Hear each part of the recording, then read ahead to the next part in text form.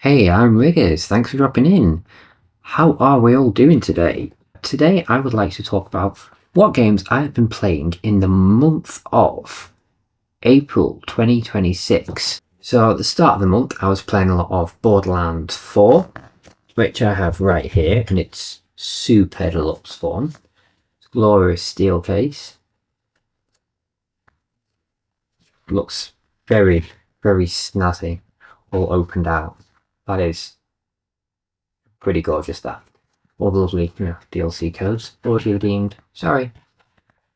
So I was playing through the main game itself and the recently released Mad Ellie and the Vault of the Damned DLC, which I've played through the main campaign of that to completion. And then when I dropped back into the main story, I didn't really feel like it because, when you're playing a DLC storyline and it has a very specific vibe. So it's got its own world space, it's got its own narrative, maybe it's more horror based or, it's set in like an Arctic region or like a swampy region or wherever else Fallout 3 DLCs are set, because I'm using that as a mental example. But when you've got a world space that's very detached from the main game, when you jump back to the main game, sometimes it's kind of narrative whiplash, but also tonal whiplash. So I didn't necessarily feel like I wanted to carry on with the main Borderlands 4. So I took a bit of a break from that. But I was alternating Borderlands 4 with The Sims 4. Now, I'm not sure how much I've talked about The Sims on this channel, but my history with The Sims goes way back to the PlayStation 2 and PC with the original Sims. Then I grew up with the PSP versions of The Sims 2 and The Sims 2 Pets. And then when I was 18, I bought myself The Sims 3 on Steam with a few of the expansions. Later, I ended up getting all the expansions. And I was always, because of society's perception of and the way people talk about The Sims 4 and the way other people in my life have mentioned that Sims 4 isn't very good, I was always wary of trying it, but I was like, you know what, I want to try it for myself, I want to formulate my own opinion. So me being a nutter, I decided to put like 200 quid worth of expansions onto the game. Well, I haven't even tried it myself, because that's what I'm like. Yeah. But I loved it, thankfully. And I put about 30, somewhere between 30 and 40 hours, I think. Maybe just 30, but the very minimum around 30 hours over the course of like a week or so into The Sims 4, played like 4 hours every day. I absolutely fell in love with it, went over the Easter holidays, and I had a great time with the game, building one family, then having another character here and this character there, and this guy is, evil and he batters Father Christmas for presents, and this guy, sleeps around with these other people and blah blah blah blah blah. So crafting all my narratives and having fun with the various oddities and happenings that happen in Sims. There's always a story where this guy froze to death and then you have to go through this whole journey to come back to life and recover from being a ghost again, and had a lot of fun with it. I think The Sims 4 is a very competent, very robust version of The Sims. Probably not without expansions, but with expansions it was certainly a lot of fun. And yeah, like I said, I sunk at least 30 hours into that in the first part of the month. Since then, I've played through the entirety of Sleeping Dogs, and it's one of its story DLCs, which I've touched upon in another video I recently uploaded, and that's a fantastic open world crime game where you play as an undercover police officer in Hong Kong. Great martial arts combat, great world space, narrative, characters, fantastic soundtrack, and just really good gameplay. It's aged very gracefully, I think, that game. It's really good. I've been playing a bit of bits and pieces of a game called Snake Pass, which I originally learned about when I was in college because my game design teacher showed us gameplay of it and was sort of enthusing about it. I ended up getting myself a cheap Steam key of it when I was about 19 and played it briefly when I was about 23 before dropping it because I didn't feel like it at the time, and then just over the past couple of weeks I've been playing bits of it on my Steam Deck, and yeah, it's Steam Deck verified. It works great out of the box. You just have to sort of tinker with the resolution a little bit, but other than that, it plays great. And the controls, it's a very difficult game to get into. The controls are crazy, but you figure stuff out as you go along. Like, it took me too long to realise that zigzagging like a snake actually helps you move faster, for example. Actual snake movements. I thought, I wonder if I do that. Oh yeah, that does help you go faster. I wondered why the movement was so slow. But it's a very unique game. It's renowned and I'd say rightfully so from experience for its difficulty, because the controls are so unorthodox and so unusual, but it's a fantastic game. You play as a snake, and you got this little hummingbird helper, and you play as the snake, twisting around things and going up platforms. The hummingbird can lift up your tail to allow you tie yourself around that. The hummingbird lifts you up so you don't fall into the spikes, and it's great. I might go into it in more detail in an individual video once I've completed it. But if such a unique game, definitely recommend it. Also on my Steam Deck, I've got a physical copy, so I'll show you the physical copy. I've been playing through Sonic and Sega All-Stars Racing, and on Steam Deck it doesn't come with Banjo-Kazooie or the avatars, sadly, but yeah, very happy to have a physical copy of this. And because they announced the Xbox Live store shutting down ahead of time, about a year or so before it shut down, I decided to... Wow, the rain is very fierce. I hope it doesn't ruin the video too much. I decided to buy the Metal Sonic and Death Egg Hangar DLC, the Ryu Hazuki Forklift Truck DLC. Well, they're the only two DLCs. But yeah, so I bought the DLC for the game anyway. So on the 360 version, you get Banjo-Kazooie, avatars, and then with Misu DLC as well. So I've got 4 more characters on that Xbox 360 version than I do on the Steam Deck.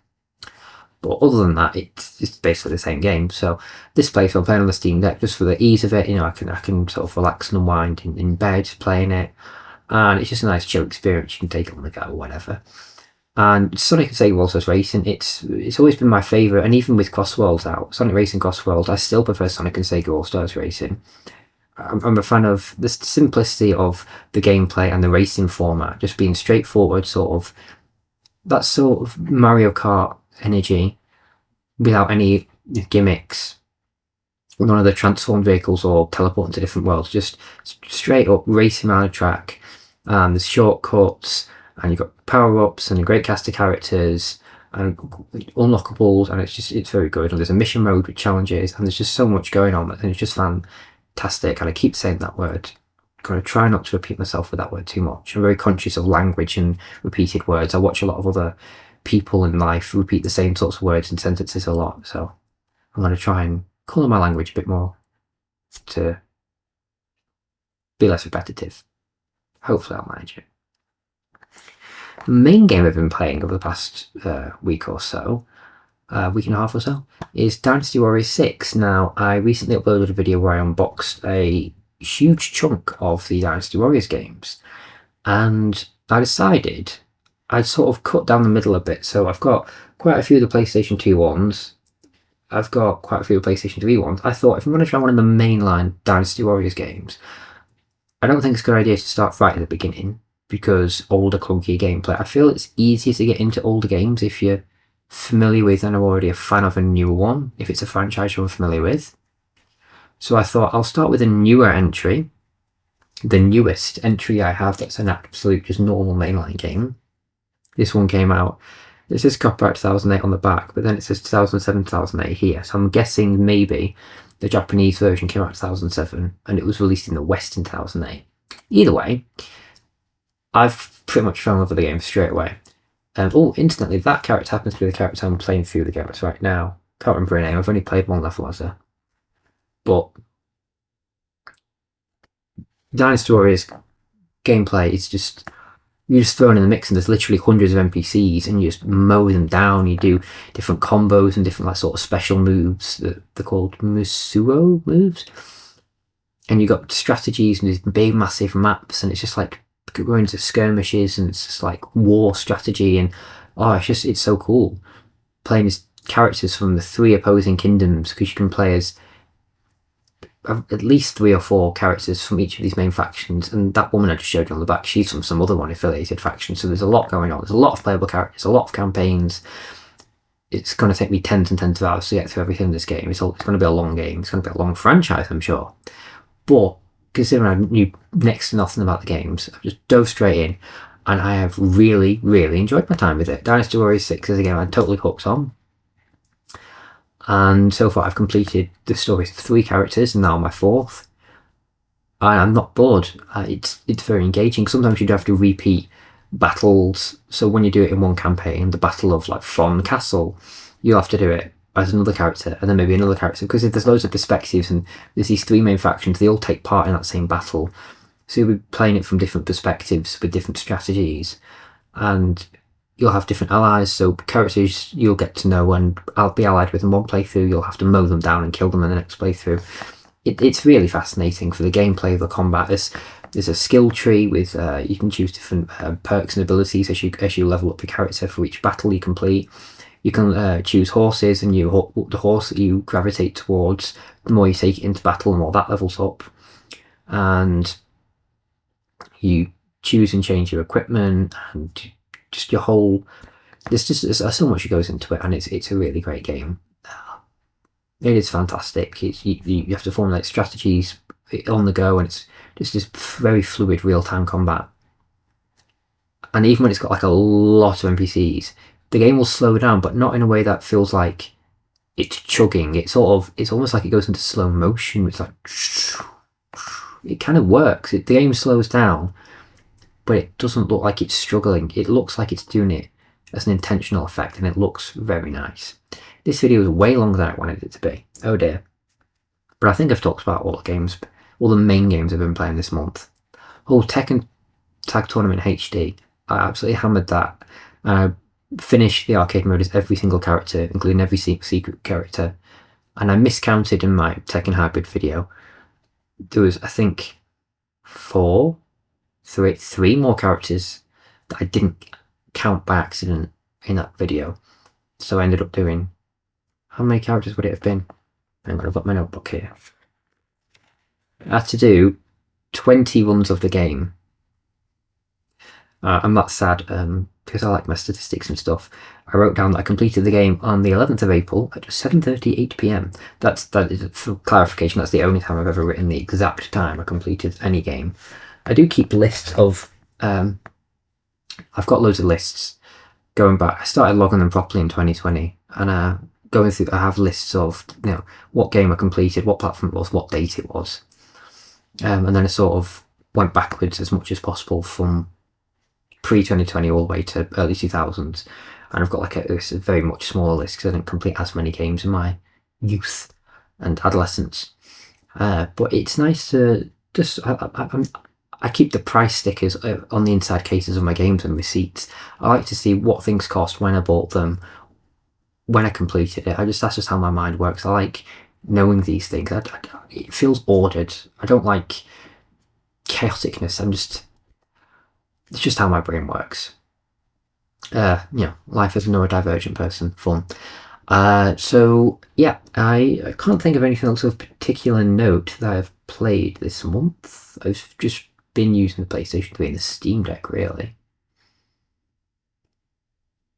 Played a little bit on the PlayStation 2, started Tourist Trophy, made by Polyphony Digital, and I played a couple of hours of this fantastic PlayStation 1 game called Sports Car GT,